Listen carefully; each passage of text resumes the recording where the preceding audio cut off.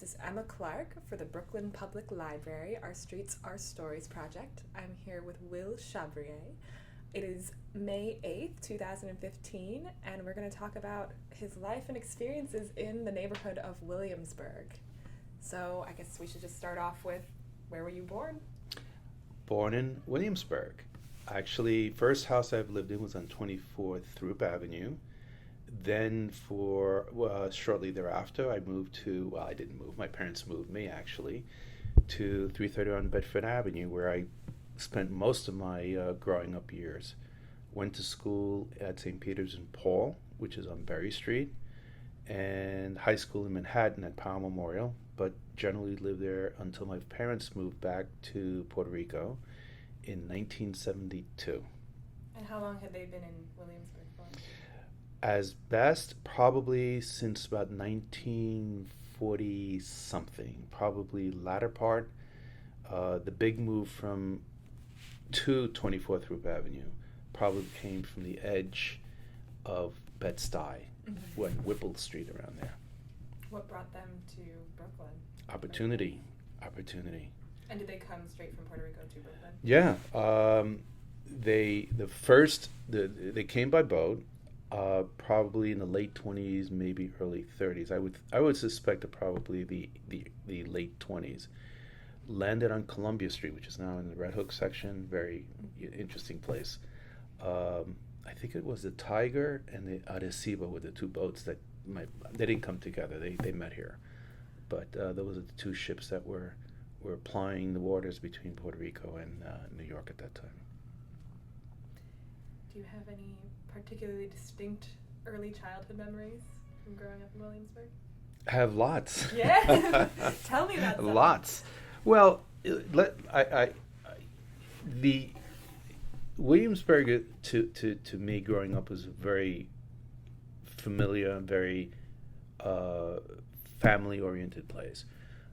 We had a lot of kids. I went to Catholic grammar school, which is a couple blocks away. So my life really revolved around a 3 or 4 block area. My friends playing basketball, going to school with them. Even throughout high school, we kept in touch, as we all scattered to different schools, some private schools like Powell Memorial or St. Francis Prep or something along those lines, or public schools like Westinghouse. My father was a bodega owner, a bodeguero, as we call him. He had a little store on South 8th Street between Bedford and Berry. And, that played a big part in my life, traveling between South 3rd and South 8th, bringing him his dinner, working in the store on Saturdays, helping him, moving goods or delivering food. We used to, at that time, deliver groceries upstairs to the 6-story walk-up. It's like the Fresh Direct back in 1955, So it just living in a neighborhood. It was at that time it was somewhat mixed, more mixed than it was as I got older. There was still a healthy representation of Jews, Polish, Irish. So, and during my time, in my early years, when I took 5, 8, 9, 10 years old. Then, as I got a little bit older, those folks started moving out, and they were the parents were getting older, the kids were starting to move out. Then it became really an Hispanic community, predominantly Puerto Rican. Some blacks, not many. That would have been other parts of the neighborhood. In the 60s, a lot of gangs, predominantly not the Young Lords, the Lords and the Hellburners. There was the two big gangs that operated in the community. And it was, zip guns and, gang fights, very sort of West Side Story-ish. It was very clannish. We never walked into the North Side because the North Side was very Italian. In between, there was one school that closed pretty early, but it was a small Polish community. In fact, one of the guys who used to hang out with us, his name was Teddy Tyberski, and that block was right across the street from the church, South second between Bury and Wythe. Very solid Polish community or block, and as time went on, that sort of disappeared as well. So, what did your mom do? My mom was a homemaker for many years, but then she got a job working for the Board of Education as a cook. She was the head cook for a school in, I think it was Bed-Stuy on St. Mark's Avenue, or St. Mark's Place, right near the Brooklyn Children's Museum. So she used to do that. What was your favorite thing about the bodega growing up?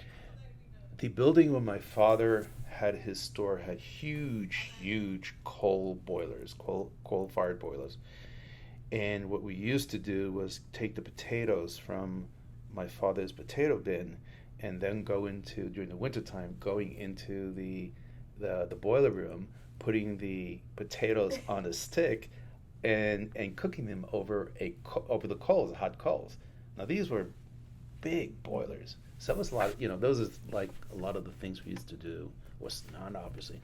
It was, it was just the people that were there. They used to come in every day, and sometimes they used to stand behind the counter and help my dad, make me feel like I was a businessman, and being with my father was a lot of fun too. So.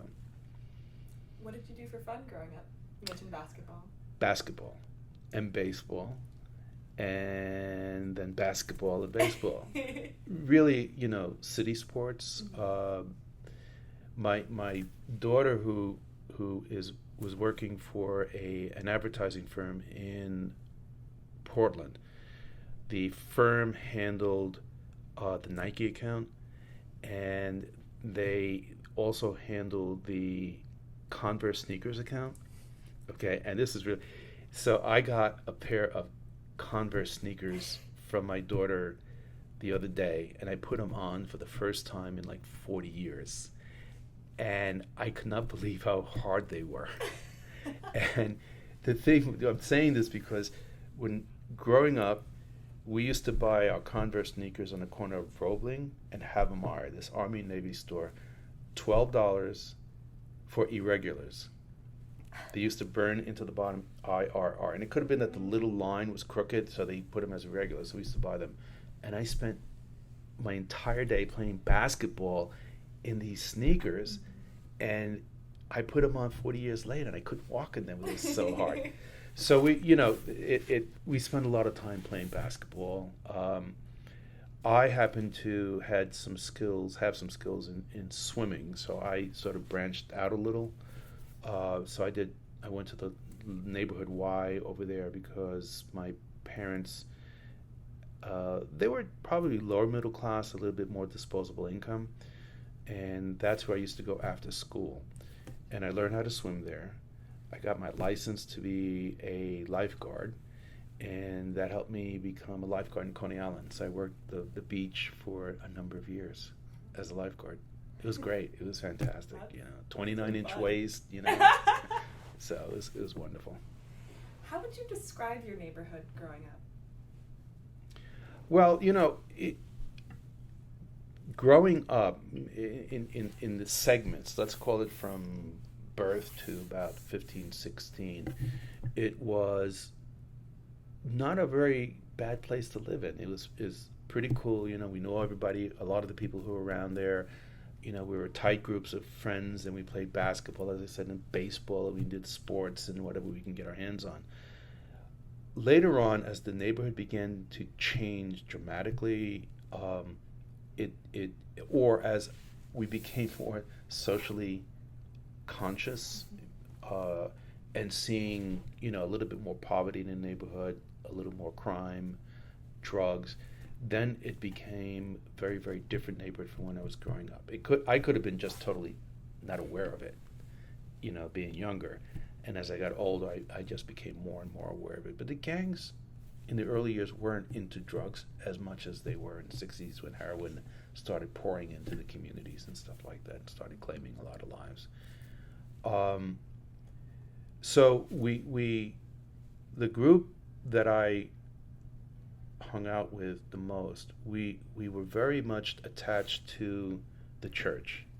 Big influence in our lives. Catholic Charities, which is a organization in Brooklyn had put in a lot of time and energy and money into after-school centers and social workers to work with the kids, group work and stuff like that. And they did it in predominantly three different churches: Epiphany, Transfiguration, and Peter and Paul. So the association for a lot of us was, what church did you go to? What's your parish? And even more so when you start going into different neighborhoods, you used to identify. It happened in Bay Ridge. You used to call it St. Anselm's. You used to call it OLPH and stuff like that. But we did a lot of stuff in Williamsburg around social clubs. So we sort of self-identified with groups, and we used to call ourselves by Christian names like the Deacons, the Thessalonians, the Christians, and stuff like that. And it's by age group. So the Christians were older, the Thessalonians a little bit younger. I belonged to the Deacons and stuff like that. And it was very much friendly with very different communities, like through the church, through Epiphany, all Williamsburg, but to us that was totally different community. And we did a lot of sports together. We played softball against them, and we had neighborhood championships. And the thing is that the church saved a lot of folks through these programs. Lost a lot, but we saved a lot. And it was a time that a lot of the priests and the nuns were into social change and social activism. And a lot of us got involved in doing community work in many, many different forms. Later on, I got involved in housing movement in Williamsburg called Los Sures. I started as the deputy director, then I became director. And a lot of us still keep together. I mean, I'm still friendly with some of the guys and gals that I grew up with, since first grade in grammar school. So, it was very, very, very tight. Before we move on to the Los Sures era, did you have any family traditions? I imagine cultural ones or just particular family ones?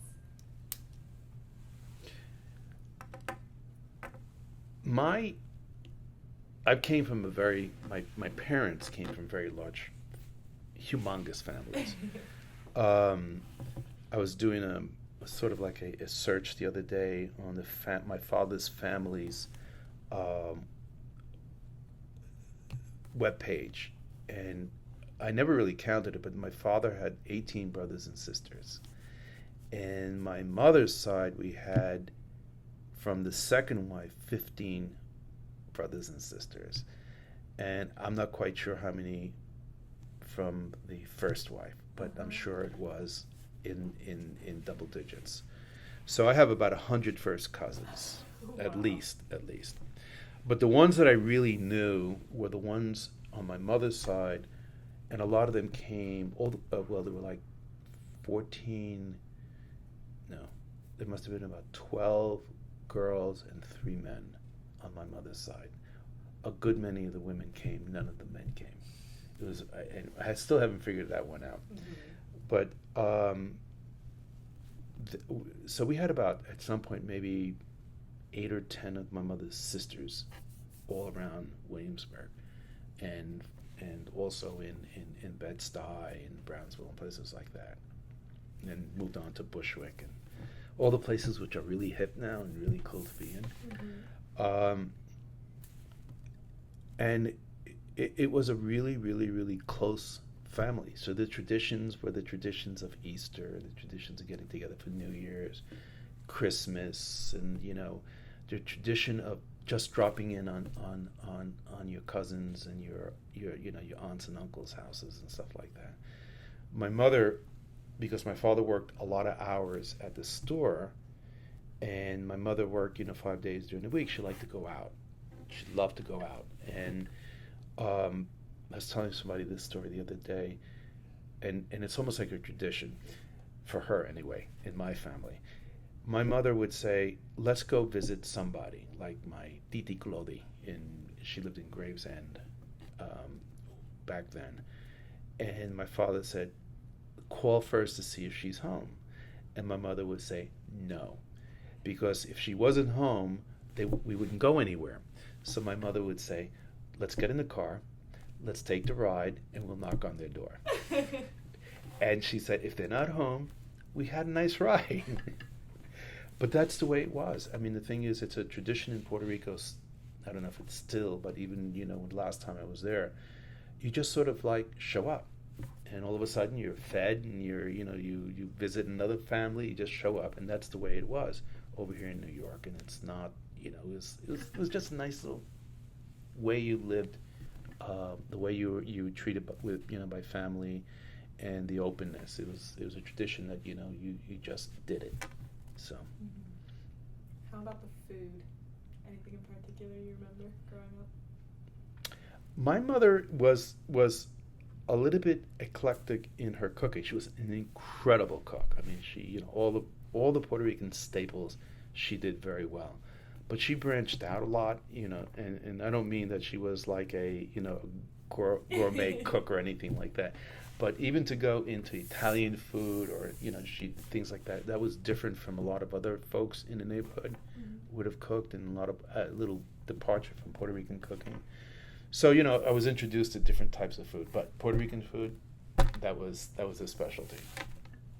Especially, and when she was working at the school as a cook, it just so happened that one of the dietitians for that area happened to be my mother's niece. So what they would do was they would experiment cooking for an entire grammar school using ethnic foods where they had no real recipes. They didn't say like 2 teaspoons or whatever it is. So you can imagine cooking for 600-700 kids and creating these recipes for those for the food and stuff like that. She was good. She was a good cook, but she never taught me how to cook. It's one of those cooks that said, yes, says, Mom, how much do you put in? He says, oh, you use a little un chiriling, which means just a little bit, or just go like that and throw it in. Never say, quarter of a teaspoon, half a teaspoon, 2 tablespoons. Just do it. Yeah. Yeah. And it's she had what we call, in a lot of Puerto Rican families, they'll tell you this, they have the magic pot. They have this one pot on the stove that they can have 10 people show up, and out of that one pot, create a dinner for 10 people. It was just, like the miracle of loaves and fishes, or fish and loaves. It was just incredible. So how did you begin to get involved in activism in your neighborhood? Tell me about how, I guess, everything with Los Stories came about. What led up to that? Well, it started, quite frankly, again with the church. I mean, the thing is that one of the things that we used to do during Thanksgiving was there was a lot of food donated, and turkeys and canned foods and rice and stuff like that. And what we used to do, us as a group, my friends, through the church, we used to deliver those foods to a lot of the families, the poorer families in the community. Given my vast experience of walking up 6 flights from my father, stores delivering food, I was pretty good at it.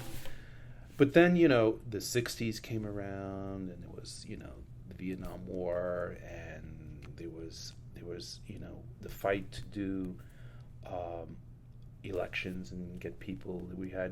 We met folks from different parts of Williamsburg that were working towards changing the elected officials and stuff like that. So we started getting involved like that.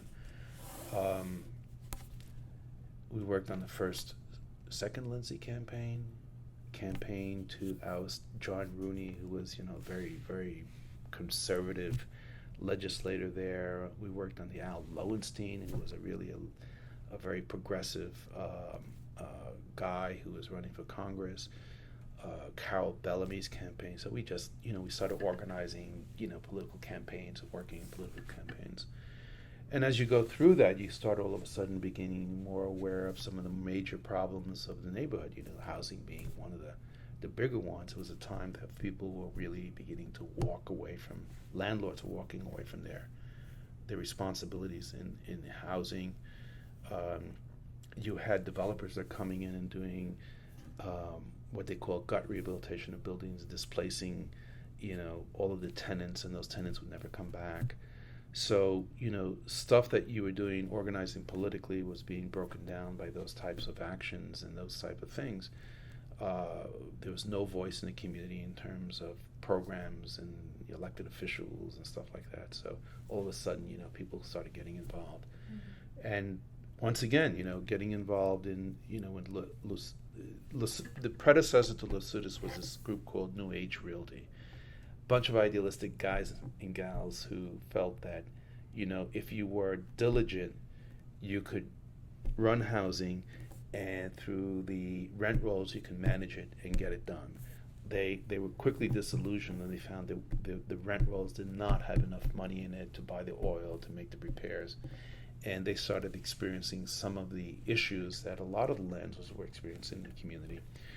And they then turned around and, through the city programs, began another group called Lasudis.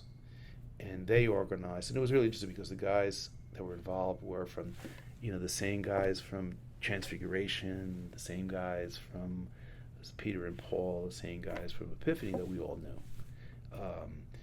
The trans guys, as we call them, they had a couple of very, very activist priests there.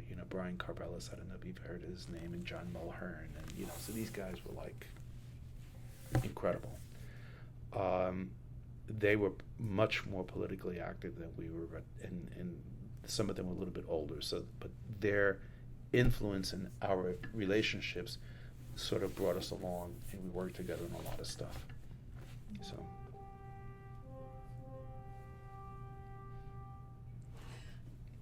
Tell me about, I guess, some of your proudest moments doing that work, and then maybe some of the most challenging moments in the years that you were doing that kind of work.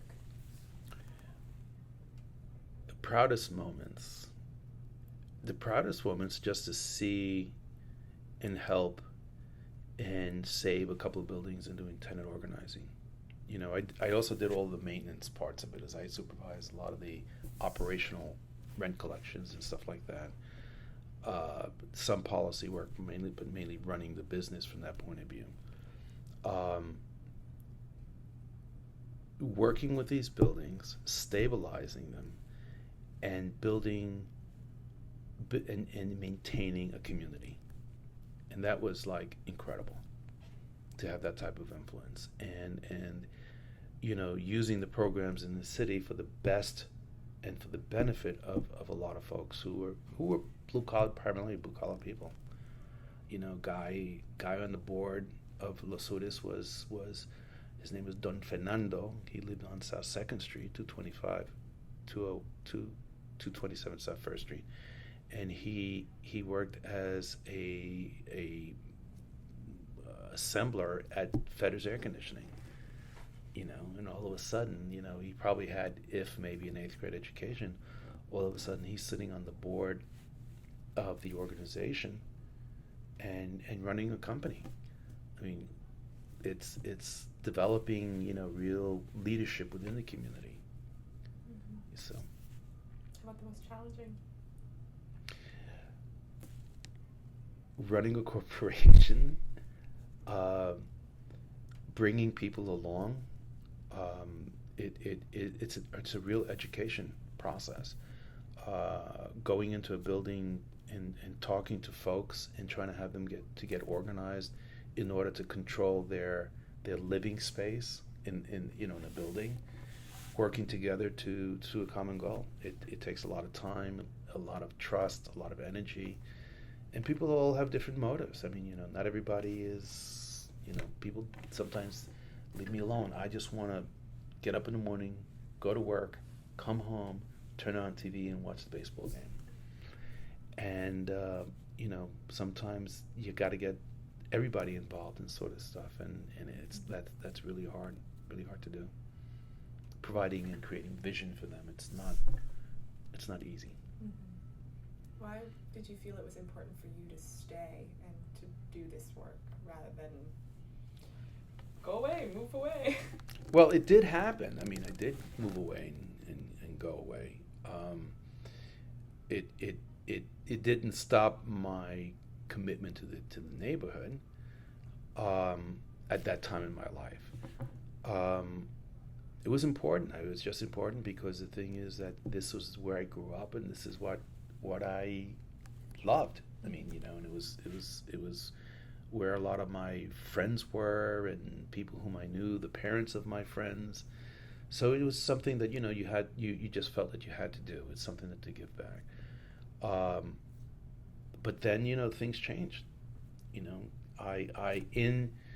I originally started college in 1967, and I went on for 3 years, and it was probably the most, during school I was very active in a lot of different things, still in the community, and it's always a movement, always a campaign, always something going on. So I left, and then I started working for Brooklyn Catholic Charities as a group worker. What goes around comes around. Then I was approached to become the deputy director of Los Udas, and I went on to do that. Big time, a lot of Vista workers coming in and helping do, a lot of the stuff as young as I was, and sometimes younger. They had graduated from college and all that sort of stuff, and I was looking at this whole situation. I said, maybe I should go back to school. So after a period of time, I thought it was in my best interest, and at that point also the best interest of the community, that I go off to college, to return to college and finish my college education. And that's what I did. And I wound up at Williams College in northwest corner of Massachusetts in the Purple Valley. So What were you studying? Political science. Oh well. So then I went to Yale, graduated Williams, went to Yale. I went to the School of Organization and Management, did not finish there. Came back, went to work in Washington as a legislative director for a congressman in the South Bronx, got involved in the South Bronx, handled all of his housing legislation, banking legislation. He sat on the Housing, Banking, and Urban Affairs Committee, and I did a lot of the work on that area. Then I left him after a few years and worked doing the South Bronx rehabilitation. The whole commitment by Carter and then Reagan to do something about the South Bronx. So I did a lot of the work planning on the housing side. Mm-hmm. So. How'd you end up back in New York? Well, I really never left New York. I mean, I'm in New Jersey now. That's the sad part. I'm in New Jersey now. But I after I went to college, I went to Williams, obviously, and then I went to Yale. Then I came back to New York for a very short period of time, and then I went to Washington for a couple of years. But I was doing the back and forth from New York to Washington because of some of the constituency work that needed to be done, and also some of the the policy stuff that had to be done. Then I stayed in New York when I worked for the South Bronx Development Office, and then I worked for Sesame Street. I was assistant to the president for bilingual affairs. I worked for Starrett Housing as a director of community relations. Worked for St. Luke's Roosevelt Hospital, handling their housing stuff. Then I went to work for Phipps Houses, doing their housing stuff, and then wound up in a small not-for-profit over here called The Door, Center for Alternatives, which is on Broome and Broadway and 6th Avenue, and then I got to the Port Authority. So I've been with them for 20-some-odd years now. An itinerant all over the place. All over the place. And very different sort of work, Mm-hmm. Do you have any opinions, be them positive or negative, on the changes in Williamsburg, especially recently? I mean, you obviously witnessed a lot of change in the neighborhood. Oh God! I had lunch with a bunch of friends from the Lasudas days, the attorney who worked for Community Action Legal Services, who was basically one of the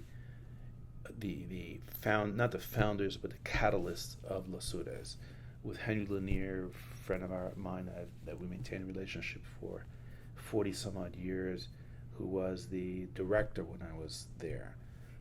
Willie Vargas, I don't know if you come across him, whom I've known forever. And we sat there talking about that same issue, about the feeling about Williamsburg and how it's evolved and how it's changed, how these pieces of real estate, like for instance, my parents bought that house in 1950 for about 331 Bedford Avenue, 3-family house with retail for $17,000. And in 1972, because of the redlining, mortgage redlining, where the banks would literally draw a red line around on a map and say, we will not lend within that red line. So that's how the term came out to be redlining. So my parents sold the house in 1972, could not get a mortgage. The people could not get a mortgage, so they gave them what they call a purchase money mortgage, and they sold it for $17,500. I still remember my mother saying, at least I was able to pay the bills. So we lived there for a long time, 20 some odd years. The house today is probably worth about $4 million. The changes are tremendous. And, in any gentrified neighborhood, you have that type of pressure. You have that type of, financial incentives and for people, to leave the school, leave the area and stuff like that. And, why shouldn't those who live there for 20 years that are retiring now have an opportunity to pull an enormous amount of equity to go somewhere else where they really want to be, whether it's going to be Orlando, Florida, back to Puerto Rico, or wherever, and have a really great nest egg. But the cost of that is enormous, hugely enormous. Simply that, years that people have invested in maintaining affordable housing, maintaining a community, doing the organizational work, all of a sudden just poof disappears. It's rough. The vision of what a community can be like all of a sudden gets wiped away. 20 years of work just down the drain, more or less. For what? To become what? Mm-hmm. Become like the hipster place, where very few people can afford to live. Mm-hmm. So it's with mixed emotion, Did we do a good job? Did we do an incredible job? I don't know.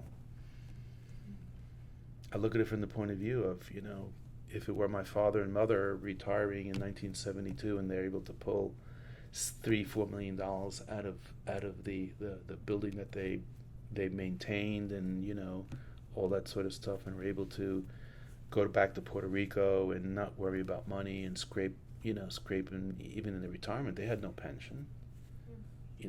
They had no pension at all. My parents lived on their Social Security, which is not very much.